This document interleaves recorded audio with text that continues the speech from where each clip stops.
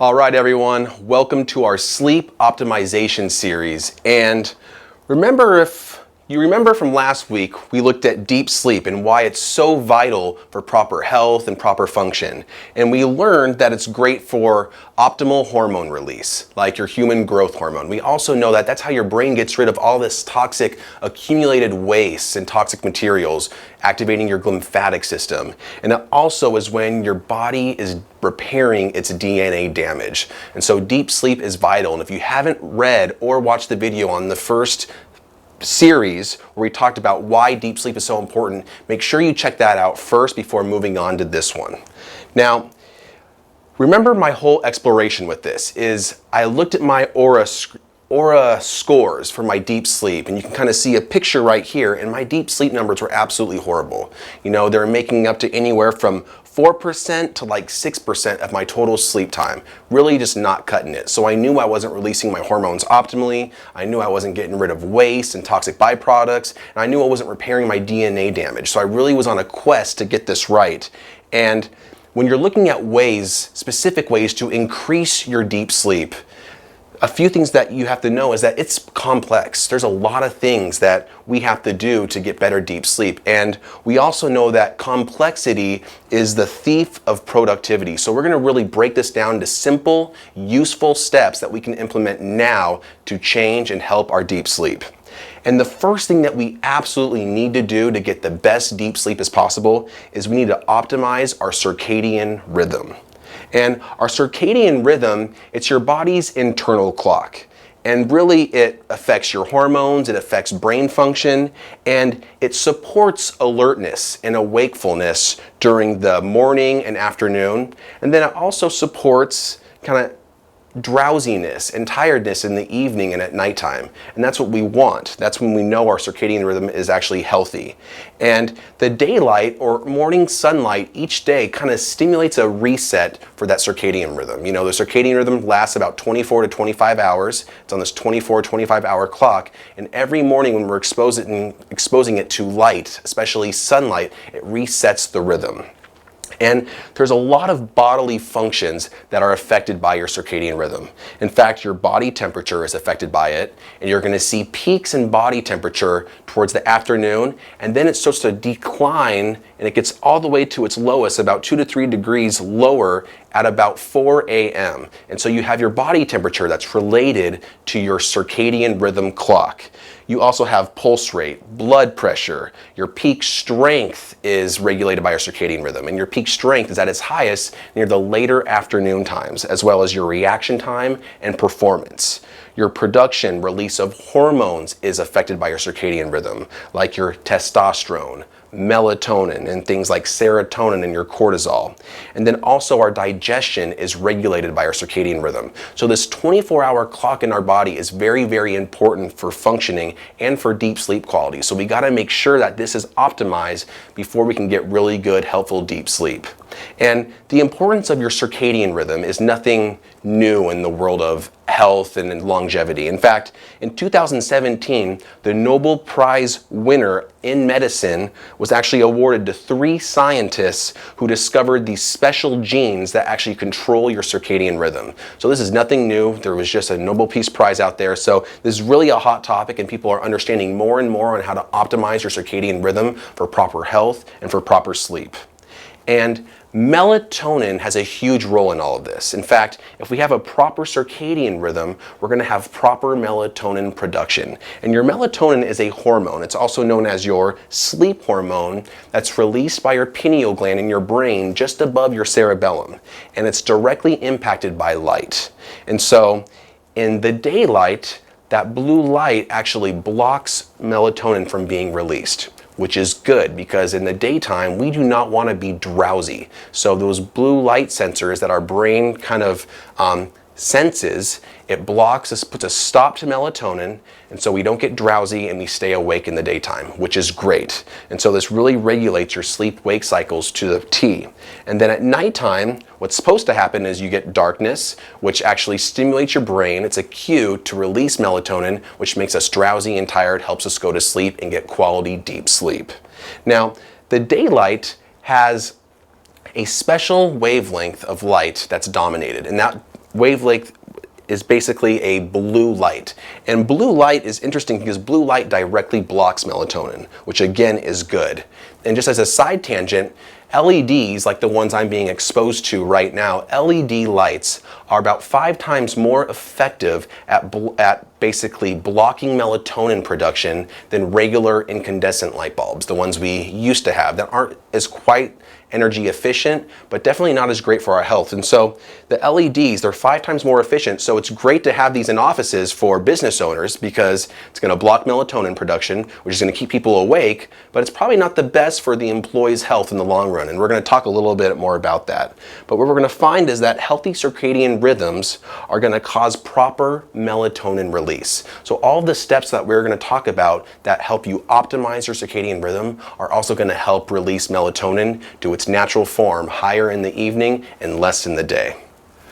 So we're going to talk about 4 steps that we can take right now to optimize our circadian rhythm for proper sleep. And the first thing that we have here, and we really can't diminish the effects of this, is we got to create consistency in our sleep and wake times.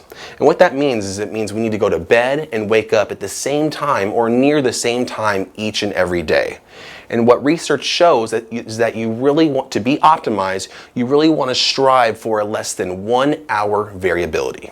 Which means if you're always going to bed at 9 p.m., don't one night go to bed at 11 p.m. Try to keep it within an hour of your variability. And so this can be challenging for some of us who on weekends, we do more social things. We like to go out with friends and maybe that takes us out later in the evening. But really try to be mindful that to be optimized, you want to strive for less than 1 hour variability in your sleep and wake times. And any alterations that they found, what research has found, is that it actually decreases your deep sleep quality as well as it decreases melatonin production at night. So having those consistent sleep-wake times is very, very important. The second thing we're going to be talking about, and the second way to optimize your circadian rhythm, is get sunlight exposure each and every day. And especially, I would argue, morning sunlight exposure. Because remember when we talked about earlier is that sunlight in the morning is kind of like a cue for your body to reset its circadian clock. And so it's very, very effective, and it also just causes your brain to be awake. It blocks melatonin production, which is what we want during the day. Very, very important. So the morning sunlight resets your circadian rhythm, and so it's going to improve your daytime energy and focus, and it's also going to improve your sleep quality at night. And so real sunlight obviously is superior because you're getting all of the spectrums of light. But if real sunlight just absolutely is not feasible for you, or you live places, in the north or like Seattle, Canada in the winter time where you just don't get that sunlight, you can also opt for these blue light seasonal affective disorder devices to help you stimulate blue light to get that in the day, because that really can help. The third thing that we got to do to optimize our circadian rhythm is we need to reduce blue light exposure roughly 3 hours before bed. Blue light is not inherently bad. In fact, in the daytime, it's actually preferred because we want to stay awake, and that's why the sunlight has a lot of blue light there, but it also has the full spectrum. But at nighttime, after the sun goes down, our brain we're not really programmed to be exposed to these blue lights because it actually is going to block melatonin production. And so one thing you can do 3 hours before bed to keep blue light out is you can wear these glasses that I'm wearing right now, these blue light blocking glasses. And so a lot of times it's not really realistic in the 21st century to be absolutely exposed to zero blue light, to be exposed to zero TV, television, phone screens, computer work, any of that. Sometimes that's just not realistic, and so these blue light blocking glasses provide a great alternative where you can able to do those things, still limit them though, but you're able to not get those effects of that blue light blocking melatonin production. And so the brand I like to use is Swannies, and so you can go to swanwicksleep.com and you can check these out. And unlike most brands out there that make you look absolutely dorky, if you will, and make you pretty embarrassed to go out in social settings, these actually look pretty good. And so if you decide to get these, you can actually use Dr. Mike at the checkout for an additional 10% off. So check those out. It's what I like, and they've lasted, and the blue light blocking lenses are the most quality that I've ever experienced out of any of the brands. And the other thing you can do, just steps to do to block blue light at night, is you want to use these blue light filters on your computer. Two brands that are popular is the Iris brand and the F.Lux brand. I like them both. Iris is probably preferred, but they're both great. The other thing is, ideally, you're just stopping the screens. You're stopping the television, you're stopping the phone screens, you're stopping all of that at least a few hours before bed. And so ideally, we're ditching the electronics completely, but it's not always realistic, I understand. And the fourth thing is you want to optimize your bedroom lighting. Now, there's a few things I mean by that. If you're one of those people like me that likes to read at night, you don't want a night light that shines massive blue light while you're trying to sleep or while you're trying to prepare your body for sleep. So what you can opt for is getting night light that's made up of a red incandescent light bulb. Because these red bulbs, you'll still be able to read, but it's not going to have that blue light that's going to block melatonin production and affect or negatively affect your circadian rhythm. Also, when you go to the bathroom in the middle of the night, it's nice and helpful to have a red incandescent light bulb either in your bathroom or somewhere else that you can turn on so you can see, where it is to the toilet, but you're also not going to have that blue light blasting at you to block melatonin production and negatively affect your sleep quality when you go back to sleep. So having these red incandescent light bulbs in your room for those purposes is going to be a really good idea to optimize your circadian rhythm. The fourth thing we want to talk about that's going to optimize your circadian rhythm is we want to avoid caffeine later in the day. Now, this really applies to any stimulant, such as dark chocolate, for example, because dark chocolate naturally has some caffeine, but it also has another stimulant called theobromine. And both of those can actually cause, their stimulant effects, and they can block the quality of your sleep. So if you're used to having dark chocolate at night, I'm not going to say stop that, but maybe try it and see how it affects your scores, because maybe you find that eliminating the dark chocolate at night actually helps your deep sleep quality. But you want to avoid any of these stimulants, any of these caffeine-like substances, roughly after, 2 o'clock or so, because the half-life of caffeine is 6 hours, meaning that the 6 hours after you consume that last caffeinated beverage or food, you're going to still have half of that substance in your body. And the problem with that is that to get to sleep, you have these molecules called adenosine that attach to these adenosine receptors in your brain that cause sleepfulness.